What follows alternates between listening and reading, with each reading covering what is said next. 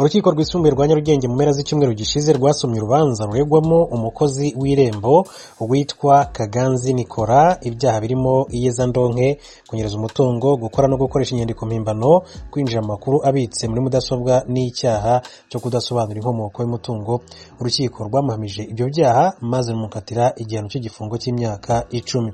Ku matariki yatandukanye uhereye mu kwezi kwa kabiri mwaka 2018 kugeza mu kwezi kwa mbere 2019, bivuga ko Kaganzi Nikora, umukozi w'Irembo wari ushinzwe gufasha ugize ikibazo cya serivisi cy'Irembo, by'umwihariko akaba yarashinzwe gufasha RDB n'urwego rw'igihugu rushinzwe iterambere muri serivisi z'ubukerarugendo.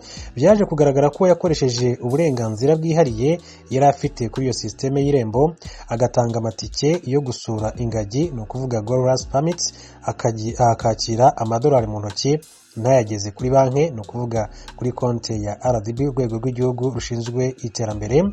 Ibi rero byamenyekanye ku itariki 29 z'ukwezi kwa 2019 ko yihaye uburenganzira muri systeme, ku buryo igenzura ryakozwe ryerekana ko akoresheje iyo konti ya email yakiriye amadolari angana n'ibihumbi 91 ndetse amafaranga 626 by'amadolari y'Amerika.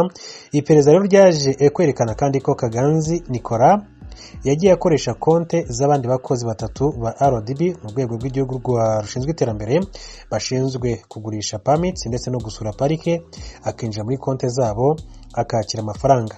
Ayo rero yanyereje yose hamwe akaba ari ibihumbi 407 n'amafaranga 626 by'amadolari y'Amerika. Nyuma yo kunyereza aya madolari, Kaganzi Nikora kugira ngo rero abashe kweza mu by'ukuri amafaranga yanyereje, yaguzemo amazu 4 abarizwa mu bibanza birangwa na UPI 101 agakoni 02 agakoni 08 agakoni 02 agakoni 192, ikibanza kibarizwa mu mudugudu w'Urwego mu kagari ka Kimihurura mu murenge wa Kimihurura mu karere ka Gasabo mu mujyi wa Kigali, nk'uko tubikesha ubushinjacyaha abukuru.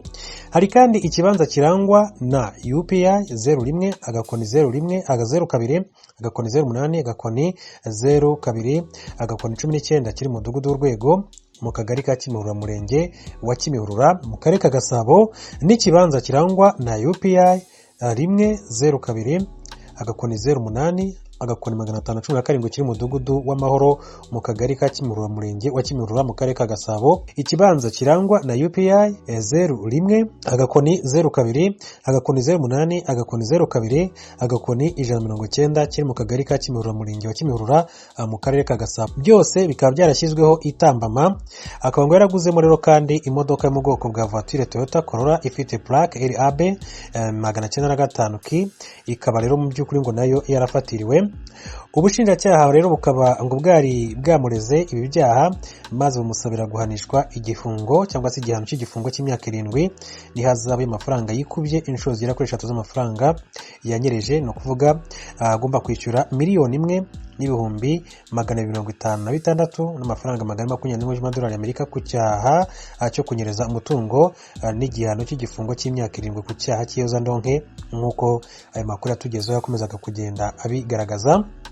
Akaba rero mu by'ukuri urukiko rwisumbuye rwa Nyarugenge mu mpera z'icyumweru gishize rwarasomye urubanza rwaregwagamo rero uyu mukozi w'Irembo witwa Kaganzi Nicolas ibyaha birimo iyezandonke, kunyereza umutungo, gukora no gukoresha inyandiko mpimbano, kwinjira amakuru abitse muri mudasobwa n'icyaha cyo kudasobanura inkomoko y'umutungo. Urukiko rero rwamuhamije ibyo byaha maze rumukatira igihano cy'igifungo cy'imyaka 10 afunzwe muri gereza. Mu yandi makuru, abayobozi b'u Rwanda basubije iwabo abagandekazi babiri bivuga ko bashakaga akazi mu Rwanda bafatiwe mu burengerazuba mu cyumweru gishize. Abo bagandekazi ni Birungi Monique w'imyaka 25 na Kansi Merurian imyaka 26, bose bakomoka hitwa Nyarutuntu mu karere ka Ntungamo.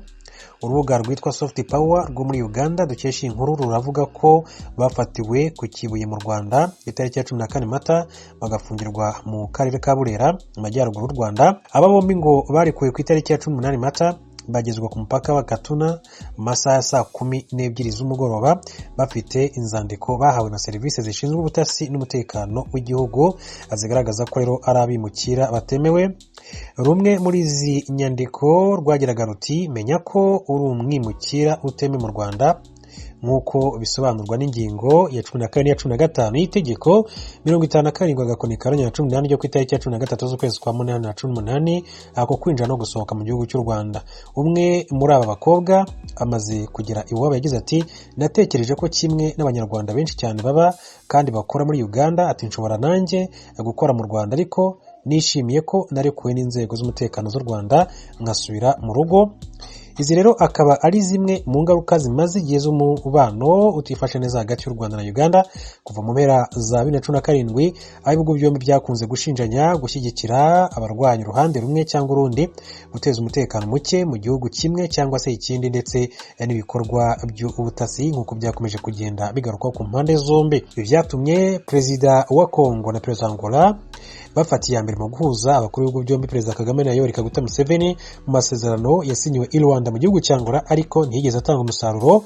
Nyuma gato bidatinze baje kongera guhurira ku mupaka w'u Rwanda na Uganda Gatuna kugira ngo barebere hamwe icyakorwa kugira ngo ibintu byongere gusubira mu buryo, nabwo kugeza magingo ngaya nta kirakorwa. Abantu bose baracyategereje ngese ikibazo cy'u Rwanda na Uganda kizarangira ryari. Kugeza magingo ngaya ni gikomeza kugenda akibazwa. Hanyuma mu Rwanda reka nkubwire ko imyaka 27 irashize mu Rwanda habaye jenoside yakorewe abatutsi. Jenoside yasize ibikomere ku mitima ya benshi kubwo kubura ababo. Ibi niko rero bimeze no kuwitwa Mukarurinda Alice, umubyeyi w'abana bagera kuri 3 utuye mu karere ka Bugesera mu murenge wa Nyamata. Mu kiganiro Mukarurinda Alice yagiranye n'ikinyamakuru ry'Amerika yagarutse ku ruhare rw'inkiko gacaca mu kunga abarokotse jenoside yakorewe abatutsi, by'umwihariko uko zamufashije kubabarira abamwiciye umuryango. Mukarurinda Alice yakuriye mu yahoze ari segiteri Kayumba, akura ari umukobwa ukunda gusenga, akaba n'umuyoboke ukomeye cyane wa Kiliziya Gatolika. Mu buhamya bwe yavuze ko na mbere y'uko jenoside iba bari baratujwe ahantu batishimiye. Ati mwaka wa 1959 birukanywe mu mujyi wa Kigali bajya gutuzwa mu Bugesera.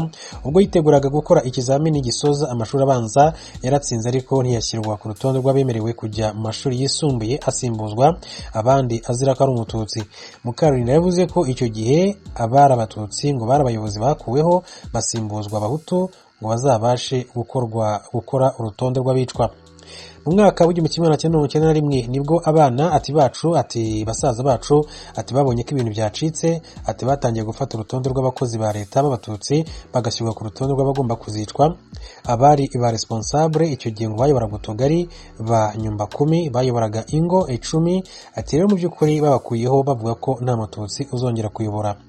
Mukarurinda yavuze ko ku itariki ya 13 Mata mwaka wa 1994 BC yazanye abasirikare Ntarama bafatanya n'interahamwe kwica abatutsi. Baje rero bafite imbunda za grenade bahiga uwitwa umututsi wese ngo bamwice. Narindi hanze mpetse umwana w'amezi 9 mbona kiliziya barayitwitse, umuriro uragurumanye. Babanje kurasa urusenda, abantu bose bikubita hasi. Ubwo rero narindi kumwe n'umugabo wanjye duhita twiruka. Mukarurinda yavuze ko tariki 29 Mata mwaka wa 1994 ari umunsi mubi atazibagirwa kuko ari bwo yagabweho igitero n'interahamwe ndetse bamuhekura areba. Nibwo bangezeho baza ari abasirikare benshi cyane bahita bagota urufunzo. Baravuze ngo ni mubajyane mu basubizi iwabo muri Ethiopia. Barinje rero baradutemagura. Bahise bafata imbiri bankubita mu mutwe. Umwana wanjye wari ufite amezi 9 bamucamo kabiri. Mukarurinda abwiye ikinyamakuru ry'Amerika ko nyuma y'ibi abasirikare ba FPR inkotanyi baje bakabarokora maze batangira rero no kubomora ibikomere, ari nako rero babaha ubuvuzi bw'ibanze. Nyuma ya jenoside yakorewe abatutsi mwaka wa 1994 Mukarurinda yagannye inzira y'ubumwe n'ubwiyunge nubwo bwose yari yarahemukiwe. Umubyeyi yavuze ko mu 2003 yaje kugirirwa icyizere abyangamuga ya gacaca hagamijwe gutanga ubutabera ku bari bakurikiranyweho kugira uruhare muri jenoside yakorewe abatutsi. Muri izi nshingano niho yamenyeye ko abamwiciye umuryango bireze bagasaba imbabazi. Nagizwe umunyamabanga w'urukiko rwa gacaca mu murenge wa Nyamata ahari ni Imana yashakaga kunkiza. Nabonaga dosiye z'abashinjwa jenoside ngahura n'abahamijwe ibyaha bagakatirwa gufungwa. Perezida wa Repubulika yaje rero gutanga imbabazi, bamwe mu by'ukuri bampemukiye barataha. Mukarurinda yavuze ko kubabarira umuntu wamutemye mu by'ukuri byabanje kumugora ariko aza kubigeraho. Umubyeyi rero yavuze ko icyamuteye imbaraga mu rugendo rwo kubabarira abamwiciye ari uko bamuhaye amakuru y'aho ababyeyi be bishwe bajugunywe. Nyuma yaho n'abandi bakomeje kugenda rero bamusaba imbabazi. Yavuze ko kuri ubu abana